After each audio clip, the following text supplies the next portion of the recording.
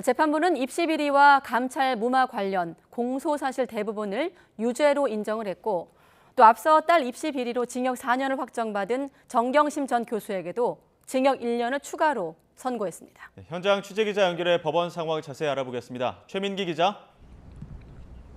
네, 서울중앙지방법원에 나와 있습니다. 네, 오늘 판결 내용 자세히 전해주시죠.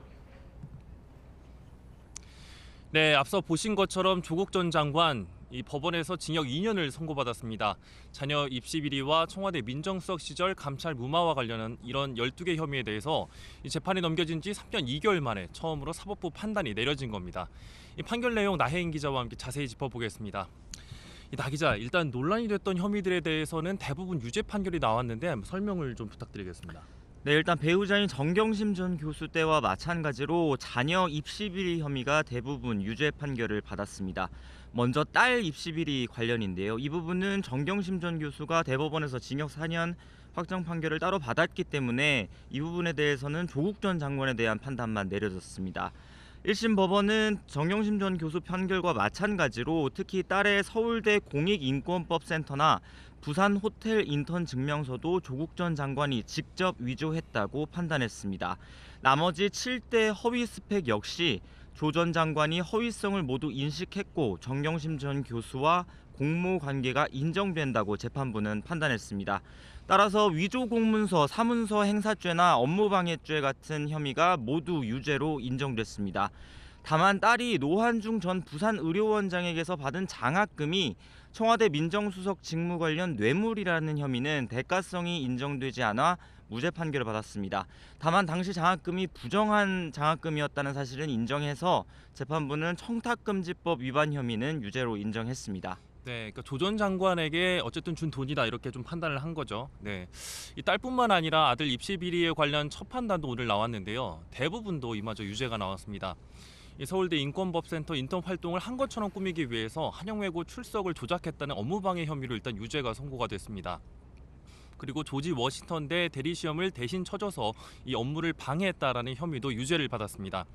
또 아들이 고려대, 연세대 대학원이나 충북대 법학전문대학원에 진학하며 허위 경력을 낸 사실 모두가 인정이 됐습니다. 다만 조국, 정경심 모두 공모 혐의로 유죄가 인정이 된 거고요. 다만 충북대 로스쿨 입학 당시에 법무법인 인턴 확인서를 위조한 것은 정 전 교수의 단독 범행이다 이렇게 재판부는 판단을 했습니다. 이 밖에도 정경심 전 교수가 이 아들 한영외고 생활기록부를 허위로 기재한 것도 이 단독 범행이다라고 하면서 유죄만을 인정했습니다. 네, 결국 이번에 아들 입시 비리 관련해서 추가 기소가 된 정경심 전 교수의 혐의는 모두 유죄 판결이 나온 거고 조국 전 장관도 딸 장학금 관련 뇌물수수와 아들의 일부 허위 경력 관여 혐의 말고는 모두 그 허위 경력 관련 그 고의성이 있었고 직접 위조한 것도 있다고 재판부가 판단을 한 겁니다. 그렇습니다. 사모펀드 관련 혐의도 설명해 주시죠. 네, 조금 설명해 보겠습니다. 일단 이 부분은 정경심 전 교수 관련 공무집행 방해 혐의만 유죄로 인정이 됐습니다. 그러니까 정 전 교수가 코링크에 대해서 투자한 사실, 주식 차명 취득 사실을 숨길 목적을 가지고 허위로 신고를 했다. 이 부분을 인정한 겁니다. 다만 검사가 제출한 증거만으로는 이 조국 전 장관이 이런 사실을 알았다고 인정하기는 부족하다라고 하면서 조 전 장관에 대해서는 무죄를 선고했습니다. 이 민정수석 임명 당시 이 타인명의 주식을 보유해서 공직자 윤리법을 위반한 혐의에 대해서는 이 조 전 장관의 주식 보유 사실 자체를 몰랐고 정 전 교수도 백지 신탁 의무 당사자가 아니라면서 둘 다 무죄를 선고했습니다. 네, 또 정경심 전 교수가 일부 유죄 판결을 받았던 증거 인멸 혐의에 관련해서도 조 전 장관은 모두 무죄를 받았습니다. 네. 일단 그 2019년 조 전 장관 일가에 대한 수사가 시작된 뒤에 사모펀드 운용 현황 보고서를 위조하고 자산관리인을 시켜 자택이나 동양대 PC를 은닉하라고 지시한 혐의는 정 전 교수와 공모 여부를 인정하기 어렵다며 무죄 판결을 받았습니다. 하지만 또 다른 줄기인 청와대 민정수석 시절 유재수 전 부산시 부시장의 감찰을 무마한 혐의는 직권남용 일부 혐의가 유죄로 인정됐습니다. 재판부는 이 부분을 선고하면서 직권남용 혐의가 이 사건의 최대 쟁점이었다며 재판부 안에서도 의견이 갈렸다고 부연했는데 결국 백원우 전 청와대 민정비서관과 지휘 감독권을 남용해서 예. 당시 청와대 감찰반원들의 정당한 감찰을 중단시켰다고 이 부분을 유죄로 인정했습니다. 다만 함께 기소된 박형철 당시 청와대 반부패 비서관은 이들과 공모 여부를 인정할 수 없다며 무죄 판결을 받았습니다. 그러니까 결론적으로는 박 전 그 반부패 비서관만 무죄를 받았다라고 보면 될 것 같은데요. 네, 그렇습니다. 다시 정리하면은 이 조국 전 장관 부부의 이 자녀 입시 비리는 이 정경심 전 교수의 단독 재판 때처럼 대부분 유죄로 인정이 됐습니다. 이 아들의 스펙 역시 다 허위였고 이 대학원 입시를 지원하면서 부모가 이를 모두 알았다는 것을 인정을 했는데요. 다만 이 딸의 장학금 관련한 조국 전 장관의 뇌물 혐의에 대해서는 이 무죄를 선고했습니다. 그런데 이 부분은 직무대간성을 뇌물로 볼 수 없다고 해서 뇌물의 무죄를 선고한 것뿐이고 실상은 조 전 장관에게 준 돈은 맞다라고 인정을 한 거죠. 그래서 청탁금지법 위반 부분에 대해서는 유죄로 판단을 한 부분이고요. 그 청와대 민정수석 시절 이 사모펀드 관련 주식 보유 이 신고 관련해서는 정경심 전 교수에 대해서만 일부 혐의가 유죄가 됐고요. 조국 전 장관의 감찰 무마 혐의 유죄 이렇게 정리를 할 수가 있습니다. 유무죄 판단은 이렇고요. 일단 형량을 정한 배경에 대해서 재판부가 밝혔죠. 네, 일단 대부분 유죄 판결이 나온 자녀 입시 비리 관련해서 재판부에 질타가 있었습니다. 예. 조 전 장관이 대학 교수 지위에서도 수년 동안 반복해서 입시 제도의 공정성, 신뢰를 훼손했고 딸 장학금이 뇌물에는 해당하지 않는다고 판단을 했지만 어찌됐건 부정한 지급이었다는 거거든요. 그렇습니다. 예. 그래서 이와 관련해서 청탁금지법을 위반한 건 역시 공정성과 청렴성을 어긴 책임을 져야 한다고 판단했습니다. 감찰 무마 혐의에 대해서는 민정수석의 책무를 저버리고 정치권의 청탁을 받아 정상적으로 진행되던 감찰을 중단시켜 죄책이 무겁다고 강조했습니다. 다만 자녀 입시 비리를 어찌됐건 정경심 전 교수가 주도한 점은 참작했다고 밝히면서 징역 2년을 선고하고 딸이 부정하게 받은 장학금 600만 원에 대해 추징 판결을 선고했습니다. 다만 재판부는 실형을 선고하면서도 조 전 장관에게 증거 인멸이나 도주 우려는 없다며 당장 법정에서 구속하진 않았습니다. 네, 그렇습니다. 이 배우자 정경심 전 교수 역시 딸 입시 비리 관련해서 이미 징역 4년을 확정을 받았는데 이번에 징역 1년이 추가로 선고가 되면서 이 형량이 좀 더 무거워졌습니다. 역시 아들 입시 비리 혐의와 관련해서 대학 교수로서 죄질이 불량하다. 그리고 이 남편의 민정수석 취임 당시에 이 허위 재산을 신고한 것 역시 공직성과 청렴성에 대한 사회적 기대를 무너뜨렸다고 강하게 질타를 했습니다. 또 이 밖에도 조국 전 장관 딸에게 부정한 장학금을 준 노환준 전 부산 의료원장 역시 징역 6개월에 집행유예 1년을 선고받았고요.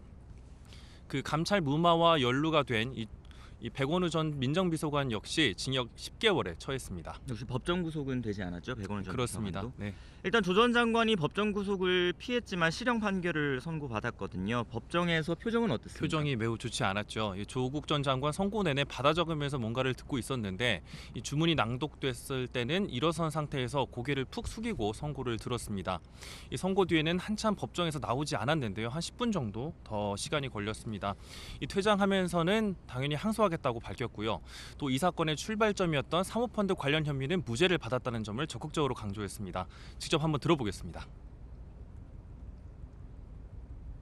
2019년 제가 법무부 장관으로 지명된 후 여기 계신 언론인 여러분 포함하여 당시 검찰, 언론, 보수야당은 제가 사모펀드를 통해서 권력형 비리를 저질렀다고 십자포화를 퍼부었습니다. 어떤 분들은 제가 그 사모펀드를 통해서 정치자금, 대선자금을 모았다고 주장했습니다. 그러나 저는 사모펀드에 대해서는 기소조차 되지 않았고 저의 배우자 정경심 교수도 사모펀드 관련해서는 거의 모두 무죄를 받았습니다. 물론 이 점을 말씀드리는 이유는 오늘 사건 재판과는 관계가 없지만 이 사건이 어떻게 출발했는가에 대해서 말씀드리는 것입니다. 오늘 1심 재판 판결에 대해서 겸허히 받아들이고 남은 유죄가 난 부분에 대해서는 보다 성실하고 진솔하게 2심에 항소하여 무죄를 다투겠습니다. 감사합니다. 예, 그 현장 분위기도 굉장히 뜨거웠던 것으로 전해지고 있는데 현장 분위기가 당시 어땠습니까? 네, 조 전 장관이 일단 실형 선고를 받으면서 일단 조 전 장관이 선고를 받으러 들어갈 때보다 그 선고 이후에 조 전 장관이 나올 때 상황이 더욱더 그 소란이 빚어졌습니다. 예. 일단 조 전 장관을 지지하는 분들은 일단 조 전 장관 힘내라 이런 그 함성을 질렀고, 조 전 장관을 무겁게 처벌해야 한다고 주장했던 뭐 유튜버들, 시민들은 고성을 지르면서 조 전 장관을 비난했습니다. 그렇습니다. 법원 청사 앞에서도 계속 오늘 재판 내내 그 찬반 집회가 열렸는데요.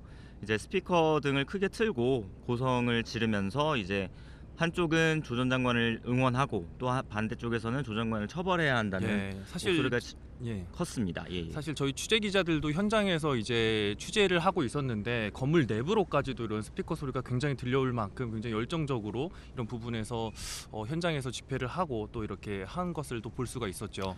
예, 맞습니다. 또 그래서 고성이 오가면서 충돌 우려도 있었지만 다행히 현장에서 경찰이 질서 유지를 하면서 큰 충돌은 없었고, 다만 간혹 고성과 욕설이 오가는 상황은 있었습니다.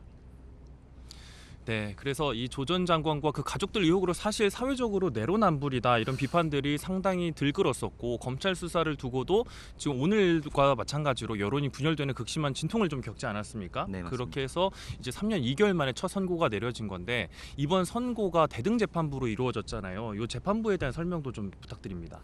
예, 보통의 재판에서는 이제 진행을 주도하는 재판장이 있고, 그다음에 배석 판사 2명이 있는 그 재판부가 합의부라고 해서 보통 보통의 일반적인 이제 일반적인 경우죠? 재판부인데, 이 경우에는 재판장의 권한이 상당히 강합니다.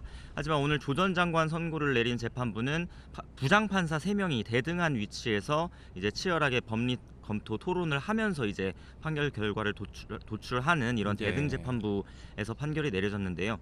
그 법원 안팎에서 들리는 소리를 좀 취재를 해보면 재판부 네. 안에서도 이번 선고를 두고 조 전 장관의 어떤 유무죄나 형량을 따지기 이전에 사안별로 굉장히 크게 의견이 엇갈렸던 것으로 예, 그런 맞습니다. 법리 전해집니다. 검토가 특히 엄청 치열했던 것으로 예, 전해지는데, 아까 그 선고 중에는 특히 그 감찰 무마 혐의 관련해서 이 부분이 굉장히 쟁점이었다, 직권남용 혐의가 성립하느냐를 두고 굉장히 의견 대립이 있었던 것으로 전해지고 있습니다. 네, 그래서 3년 2개월 정도 걸렸는데 실제로 선고에는 40분 정도 걸렸거든요. 굉장히 빠르게 선고가 좀 이루어졌고요. 일단 조국 전 장관 실형을 받긴 했지만 법정 구속은 안 됐어요. 그래서 이제 조 전 장관 부부가 뭐 나란히 이제 구속이 되는 그런 모습은 좀 피했다고 볼 수가 있는데, 네. 그런데 어쨌든 이제 다만 입시 비리 공범으로 사실상 재판부가 인정을 하고 대부분 유죄로 본 거지 않습니까? 이제 정경심 전 교수 같은 경우에 징역 1년이 확정이 되면은 좀 더 복역 기간이 늘어나는 거죠. 네, 오늘 2025년 8월까지 오늘 1심 판결이 확정되는 경우에 복역 기간이 늘어나게 됩니다. 예, 그렇군요. 일단 조국 전 장관은 항소하겠다고 밝혔고, 검찰도 아마 항소를 할 것 같습니다. 아직 입장을 뭐 밝히진 않았는데, 뭐 앞으로 이어질 항소심 재판에서도 치열하게 이 부분 다뤄질 것으로 보입니다. 그 앞서 선고가 굉장히 빠르게 진행됐는데 사실 법적 쟁점만큼이나 사회적 파장이 컸던 사건입니다. 그래서 오늘 조 전 장관에 대한 1심 판결 온 사회에 관심이 집중이 됐고요. 판결 내용과 의미는 좀 더 자세히 분석해서 이어지는 뉴스에서 자세히 전해드리도록 하겠습니다. 지금까지 서울중앙지방법원에서 전해드렸습니다.